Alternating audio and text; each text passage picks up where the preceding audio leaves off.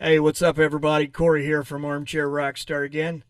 Today, we're going to talk about 5 concerts that you would go back and watch if, let's say, Doc Brown from Back to the Future ever showed up and said, "Hey, Corey, I got this car.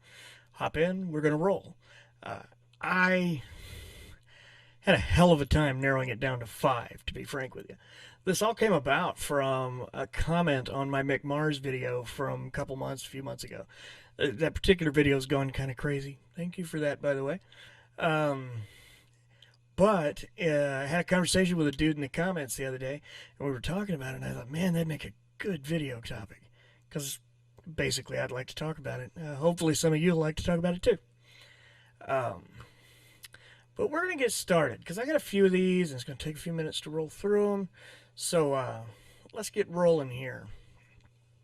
For number 1, and these are not in numerical order, not in order of favorites or anything. This is just kind of the order I'm thinking of them in.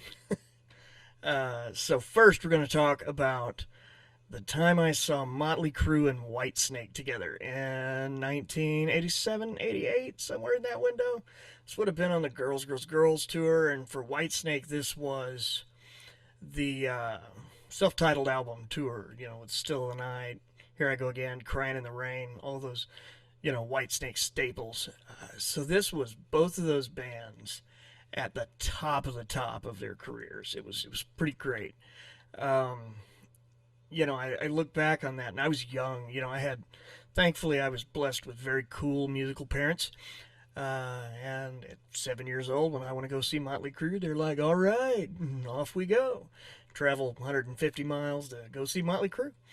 And they went, and they always had fun too, had a good time, because they loved the music. It wasn't just me, they enjoyed it as much as I did. They might tell you different, but don't let them fool you.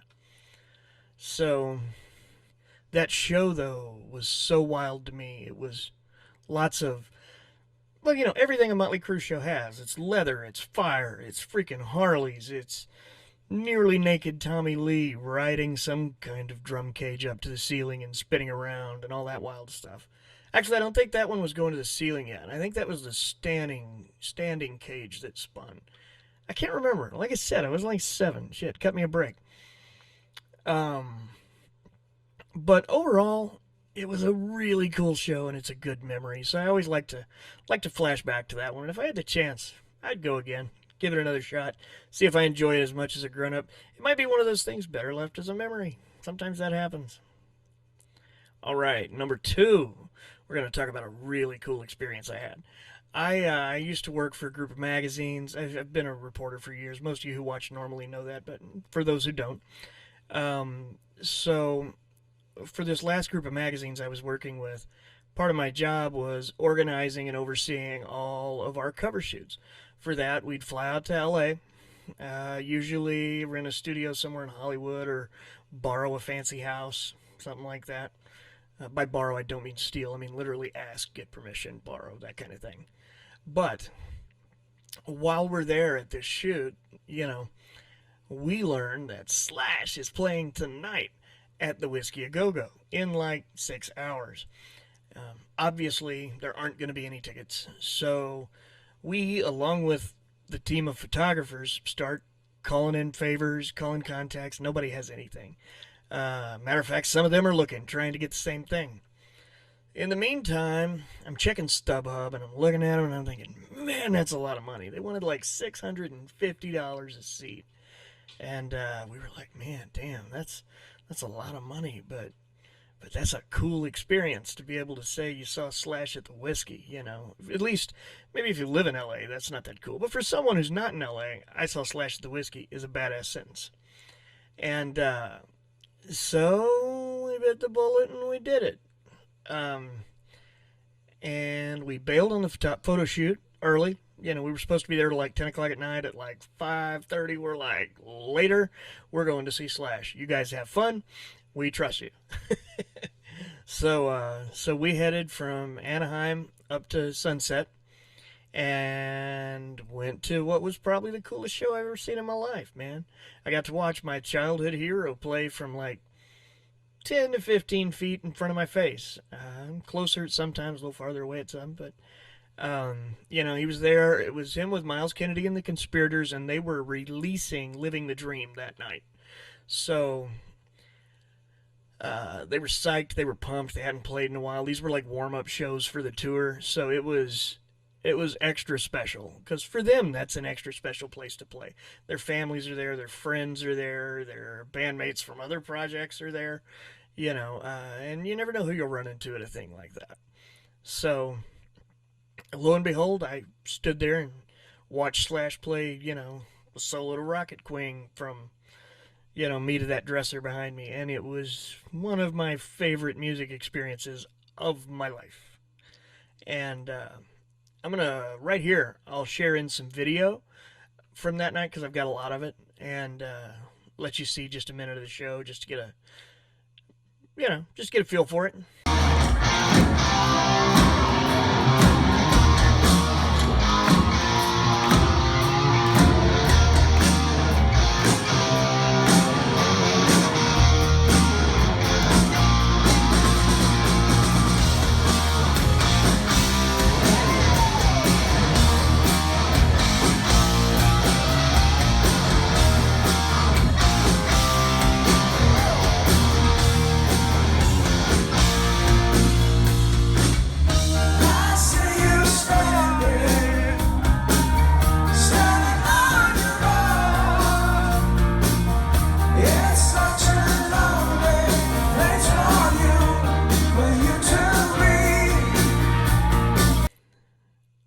Wasn't that badass? See?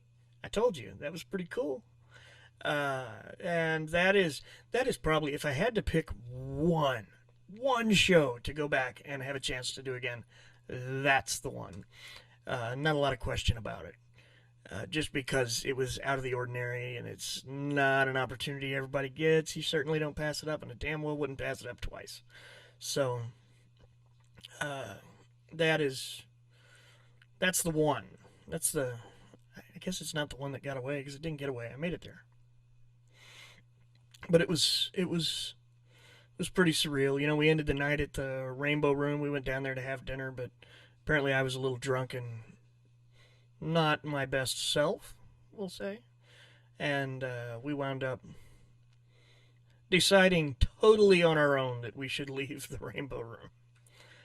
But that's a story for another day, I'll tell you. Let's see, who's next? Oh, yeah. Here we go. Number 3 would be Long Cold Winter era Cinderella. I remember seeing Cinderella right after Long Cold Winter had come out, and it was such a great freaking show, man. There's so much blues in their music. You think of them as an 80s hair band, but the truth is, Tom Kiefer's a blues man.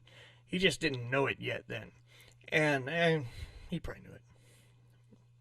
But they were with Winger and the Bullet Boys opened up for them. So it was a pretty cool night.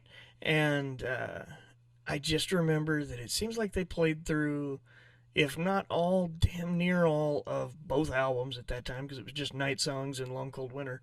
But I think they played pretty much both full albums. A handful of covers that just don't come to me right now. I wish they would, because I remember a couple being really cool, but they've just left my brain. That happens sometimes.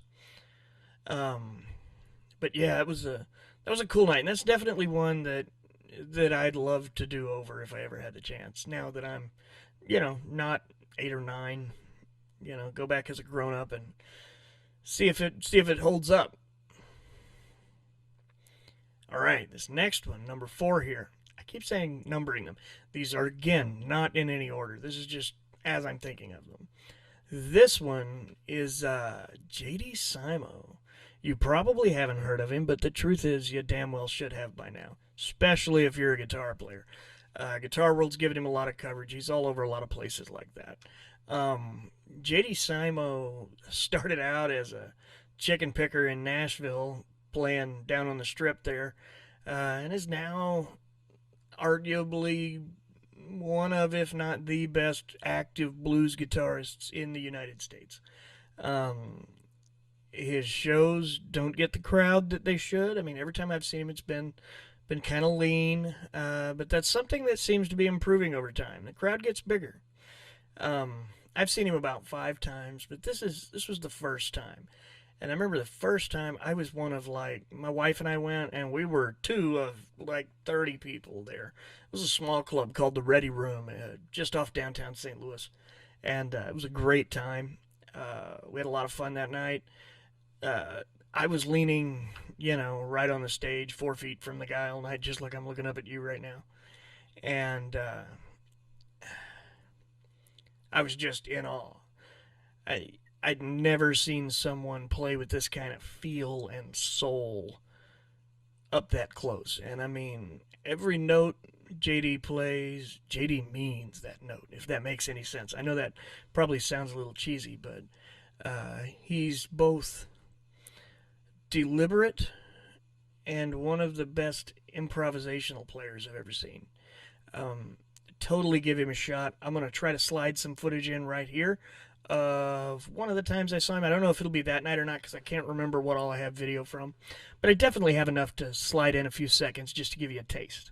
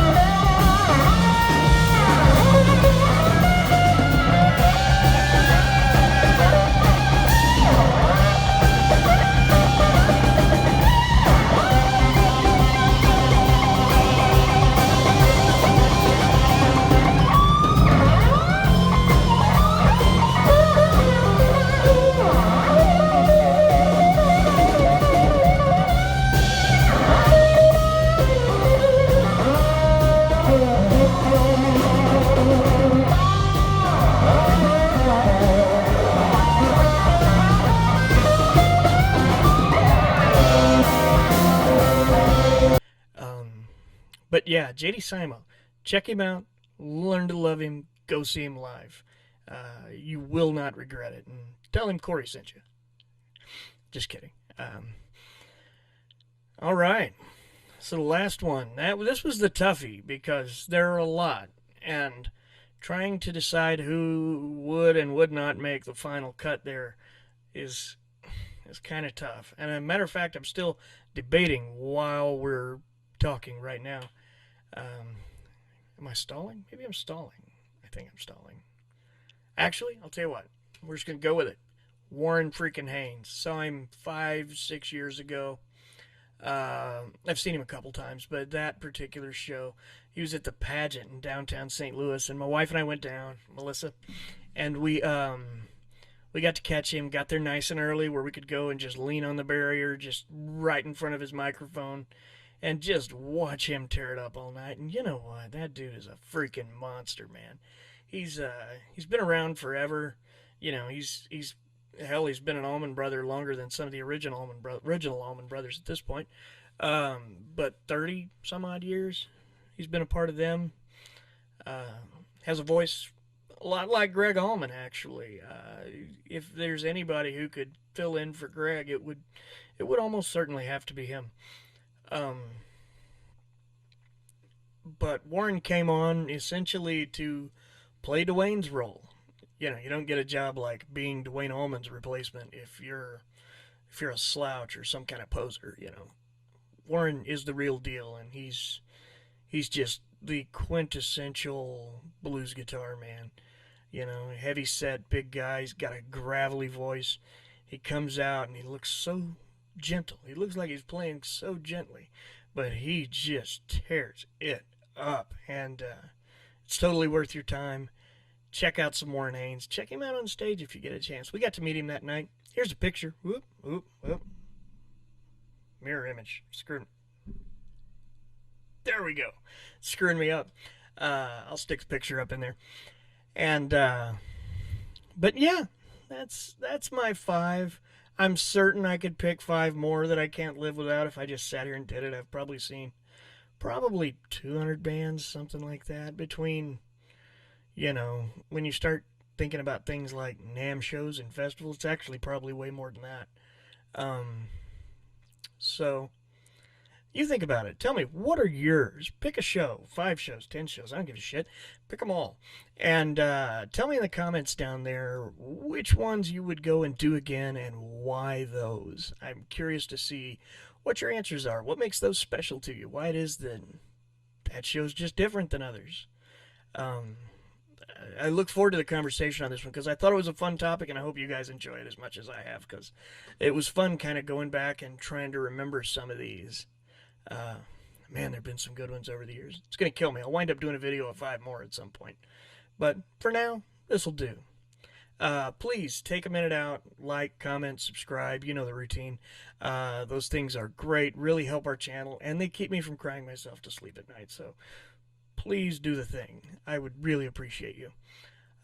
Otherwise, that's about it for today. We'll be working on our next video, and see you back in a day or so. Thanks for watching.